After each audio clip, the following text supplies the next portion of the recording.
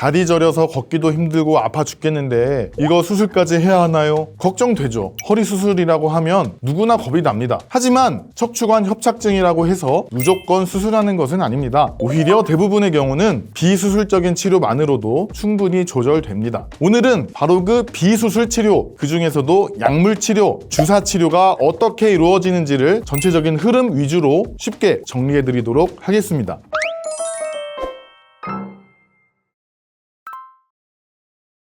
척추관 협착증은요, 단순히 신경이 눌려서만 아픈 것은 아닙니다. 물론 신경 통로가 좁아지면서 신경이 눌리는 것이 그 시작이지만 그것보다 더 중요한 건 신경 주변에 생기는 염증 반응입니다. 좁아진 공간에서 신경이 자극받으면 인체는 그 자극에 반응해서 염증 매개물질, 즉 통증을 유발하는 화학 물질들을 만들어냅니다. 이 물질들이 신경을 더 예민하게 만들고 통증, 저림, 당김 같은 증상을 일으키게 됩니다. 그래서 비수술 치료의 핵심 목표는 이 염증을 가라앉히는 것입니다. 많은 분들이 신경 공간을 직접 넓혀야 되는 거 아닙니까? 라고 물어보시지만 실제로는 물리적인 공간을 넓히는 데 앞서 신경 주변의 염증과 부종을 줄이는 것이 비수술 치료의 핵심이 되겠습니다. 이 염증이 줄면 신경의 부종도 빠지고 통증도 완화됩니다. 결국 염증을 완화함으로써 통증을 조절하고 근육을 강화해서 재발을 방지한다. 이게 비수술 치료의 목적입니다. 그리고 이를 위해 대표적으로 활용되는 치료가 약물 치료와 주사 치료입니다.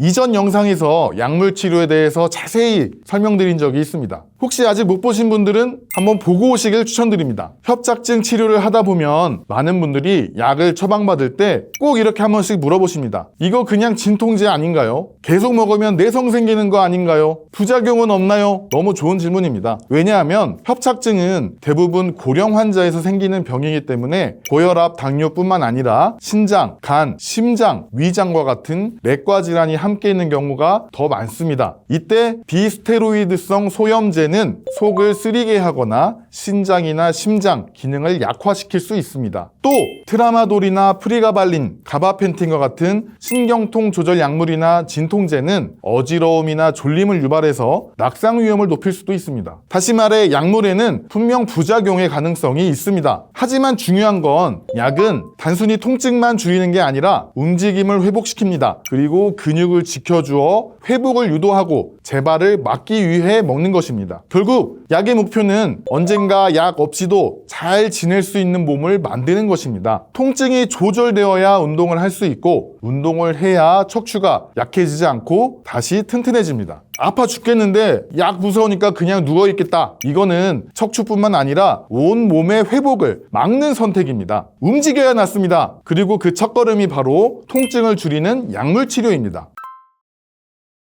통증이 심하거나 약물로만 조절이 어려운 경우에는 주사 치료가 도움이 될 수 있습니다. 주사 치료의 목적은 하나입니다. 신경 주변의 염증을 빠르게 진정시켜 통증을 줄이는 것. 좁아진 척추관 안쪽 또는 신경이 나오는 구멍 근처에 소량의 스테로이드와 국소 마취제를 주입해 부은 신경을 가라앉히기 위한 목적입니다. 주사 치료의 종류는 여러 개가 있습니다. 먼저 신경 차단술, 눌린 신경 가지에 직접 약물을 주입해 통증을 일으키는 특정 부위를 집중적으로 진정시킵니다. 내측분지 차단술은 통증의 원인이 되는 관절면의 신경을 찾아 약물을 주입해 관절성 통증을 줄여주기 위한 목적입니다. 미추 차단술, 꼬리뼈 근처의 구멍을 통해 약물을 넣는 방식입니다. 여러 부위의 신경염증을 한 번에 완화할 때 사용됩니다. 대표적인 주사치료 3가지 이외에도 병변의 위치나 통증의 양상, 염증의 범위에 따라 적절히 선택되어 진행됩니다. 여러분, 스테로이드란 말 들어보셨죠? 척추 치료 영역에서 스테로이드는 염증을 가라앉히는 데 사용합니다. 왜냐하면 적당한 용량의 스테로이드는 가장 강력한 소염제이기 때문입니다. 자, 그럼 척추주사 치료는 몇 번을 해야 좋아질까요? 주사 치료는요, 사람마다 그 필요한 횟수나 효과가 다를 수 있습니다. 협착의 정도나 염증의 반응 크기에 따라서 한두 번의 주사 치료만으로도 많은 효과를 보시는 환자분도 있으시고요. 여러 번 주사 치료가 필요하거나 주사 치료에도 만족스러운 통증 완화 효과를 보지 못하시는 경우도 있습니다. 하지만 주사는 횟수를 무한정으로 늘릴 수는 없습니다. 특히 스테로이드가 들어있을 경우에는 더욱 그렇습니다. 지나친 용량이 사용될 경우에는 혈당 혈당 상승, 안면 홍조나 불면, 드물게는 감염의 위험을 증가시킬 수 있고 장기적으로는 골다공증이 유발될 수도 있습니다. 그래서 일반적으로는 1, 2주 간격으로 연간 4 내지 5회 이내를 권장합니다. 그래서 주사 치료를 받을 때는 반드시 어떤 종류의 주사인지, 언제 맞았는지, 몇 번째 주사인지 기록해 두십시오. 이는 중복 시술을 피하고 안전한 간격을 유지하기 위해 꼭 필요합니다. 또한 당뇨나 고혈압, 감염성 질환이 있거나 면역 억제제, 항응고제 등등을 복용 중인 분들은 반드시 주사 치료 전에 담당 의와 상의해야 합니다.